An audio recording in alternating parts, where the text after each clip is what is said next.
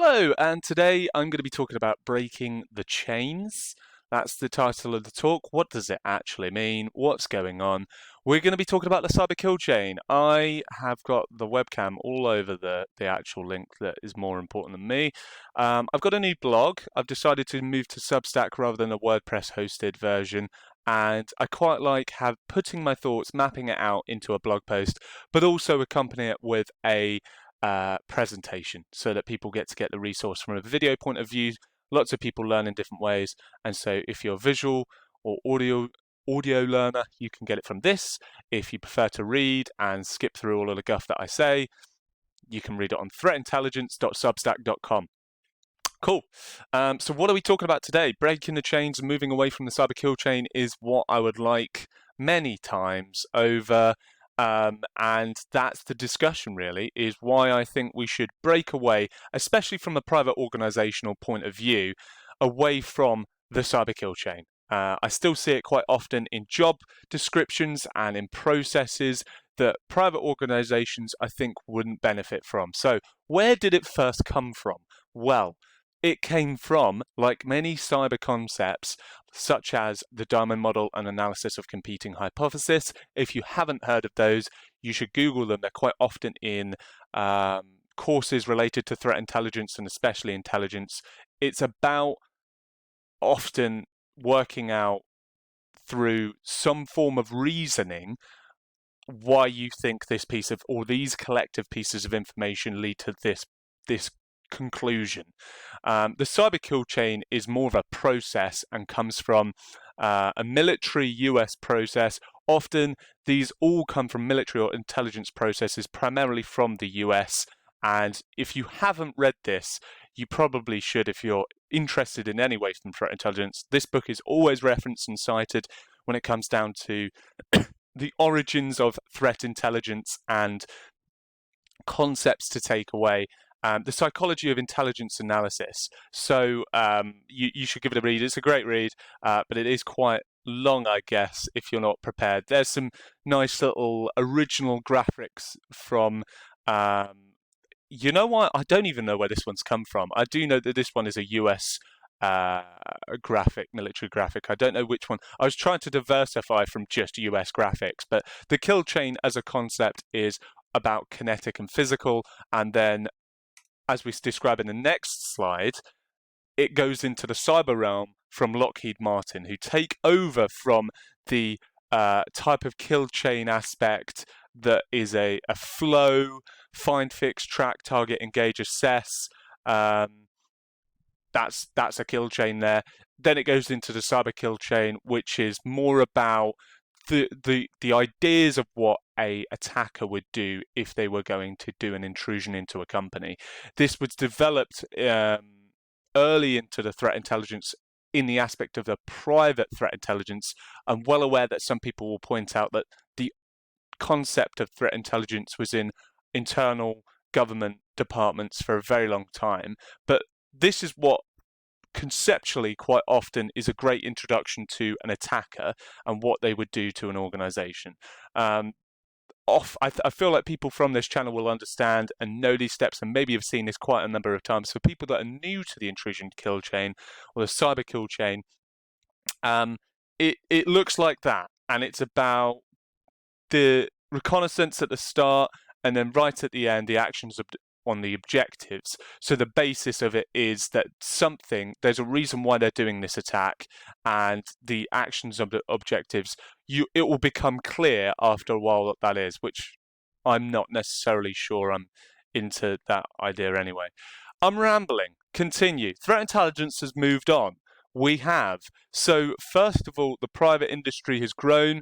The public industry has sort of matured as well in its threat intelligence. Concepts have changed, morphed. We now often scan the internet and do really crazy things in networks.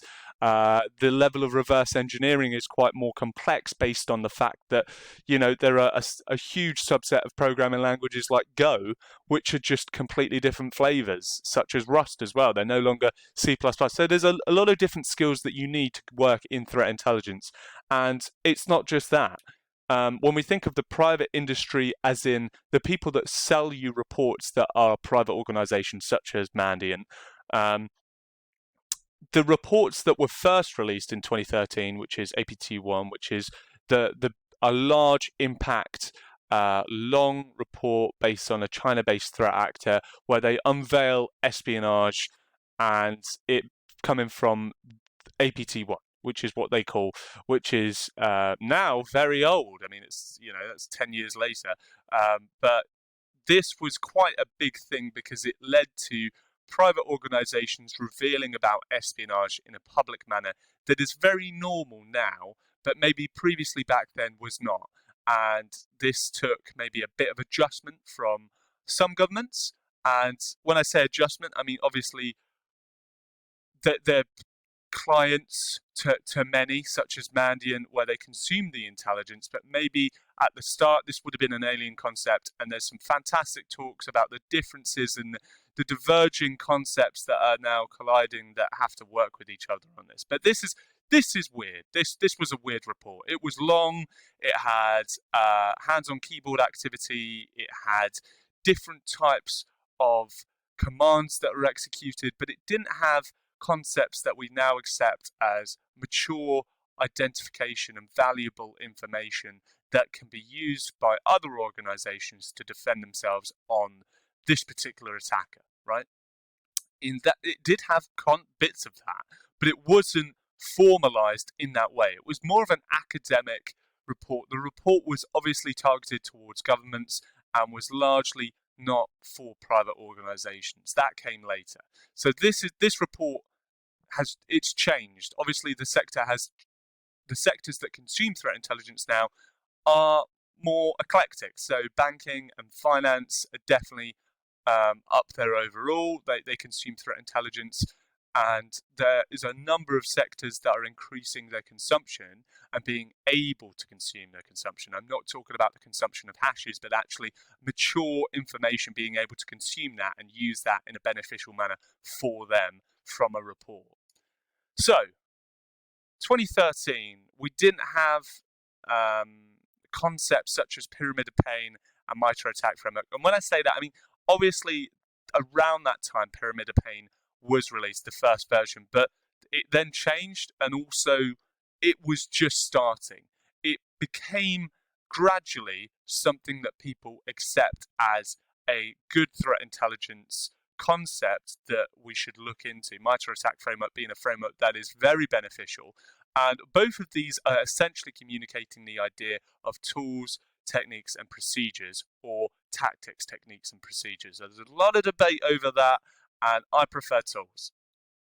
These concepts, or the idea that, yes, it is tough to communicate and find, and sort of through labor or through the act of tracking these threat actors, you derive tools, techniques, and procedures that can be beneficial in defending.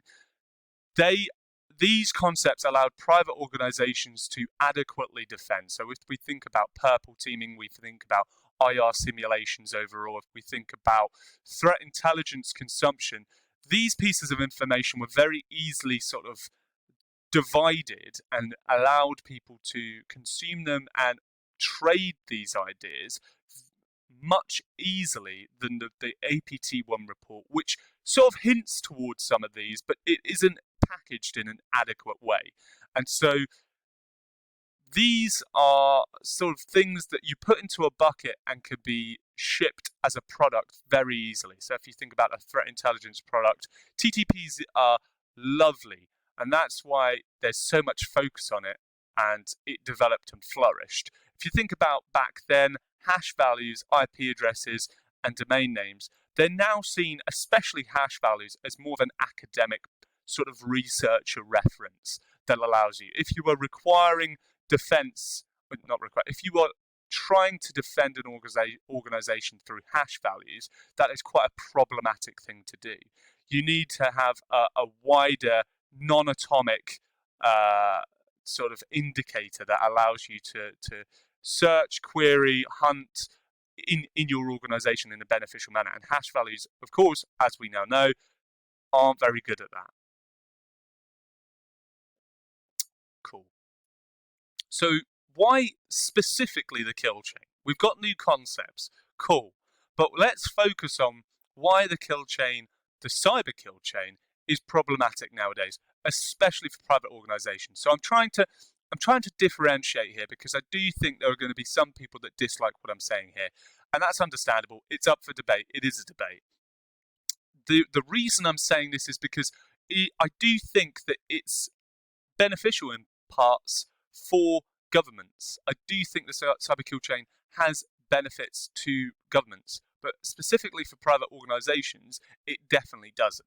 And there is debate in both government and private organizations, and I want to just sort of put a divide between those. So first of all, when we think of a multi-threat actor intrusion, I do not think that the cyber kill chain communicates that well enough. So if you think about the idea of initial access brokers, especially in a crime ecosystem, it's very difficult to be able to describe that in an adequate manner, in my opinion, compared to other ways that you could communicate it. So you've got multiple steps, and you seem to sort of almost be squaring a circle when trying to communicate an intrusion using the cyber kill chain in relation to just one threat actor or multiple threat actors. In this case, I think if you look at ransomware and the complex ecosystem, the networks, and I have an image in the blog for this, it is really difficult to see how you can easily describe that to a private organization without it becoming muddled and horrible. The focus should be maybe the intrusion, how it was actually exploited, and not the development of the exploit or the weaponization or the initial development of that. That is more of a mature process. When you're trying to give information to private organizations that are trying to mature in the threat intelligence space, which is the majority of private organizations, these are where it becomes problematic, because you're communicating maybe too much information to them. It's interesting from a threat intelligence blog. That's fantastic. Let's talk about crazy concepts that involve loads of different resources. That's great. But, and from a governmental point of view, that can be interesting from an indictment level. And that ideally is, I think, where a lot of this comes from, is that the reason why this is still quite interesting from a governmental process is that they are executing maybe different objectives to a private organization. They are, yes, trying to stop intrusions, but they're also trying to, as quite a lot of people have discussed, impose cost on other espionage that isn't their country. So when it comes down to indictments, there is a reason why the US has indictments on so many different individuals from a number of different countries, such as this. That is why this becomes so problematic, is that this process, originally designed for governments, is now being used in private organizations that maybe have different objectives, and it's quite clear that this is just a bizarre muddle where clearly often people don't fully understand the concepts but see it as fit for a job description where actually largely the skill sets are coming from governmental or ex-governmental jobs, especially at the start. And now that the private industry has matured, it becomes a little bit strange that we're still using it. People are used to that concept because they were there when it was developed.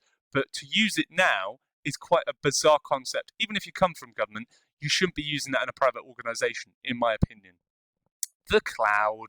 It's bizarre that this would be used in the cloud. And there are so many organizations that, require it. There was someone that I looked at that had that had a cyber kill chain cloud version that hasn't been well adopted. But I don't think it was communicated very well. But I don't think you're trying to put a plaster on something that is still problematic for private organizations as a process. Before we even get to the macro level, these phases don't accurately fit the cloud. And actually, cloud attacks, it's kind of complex to try and understand how you can work with this particular concept easily on an everyday manner as an analyst or as someone that's trying to protect an organization through using this process. So I think the cloud has quite a different sort of architecture to a natural endpoint, which is my other point, this is an endpoint orientated framework. When you think of delivery communication and it being the malware on the endpoint, that at the time of its development was the classic way that you would communicate an intrusion, but not anymore. So that is also an issue. Some stages in the chain are rarely touched upon. So if we think about reconnaissance, private organizations, and sometimes private industry that sell threat intelligence often find the recon side quite difficult to find. For governments, this might not particularly be too hard. If you're analysing an attack, you might have a large amount of time to see the full picture or try and attempt to find the full picture. But even from a governmental process, that is quite difficult getting the full picture of this, which is what makes this so complex and hard to try and get. This is a costly phase framework for phases. This is very costly to try and understand every single aspect of this. That requires a huge amount of telemetry that maybe very few organizations genuinely understand. Steps of governmental processes, I've already sort of touched upon that, but it's still, I think, one that often people think this is a interesting thing that someone should know, and I agree with that. From a concept of intrusions where you're starting to learn threat intelligence, that's absolutely correct. But from maturing your processes and trying to understand threat intelligence and advance threat intelligence as an industry, I do think it is quite problematic. So I think that's the only bit. No, read the blog post. It's much more eloquent, and probably I'm not speaking as quick, or you can read it in your own time without me speaking very quickly. But hopefully that made sense. Leave your opinions in the comments if you wish. And hopefully this was enlightening or fun.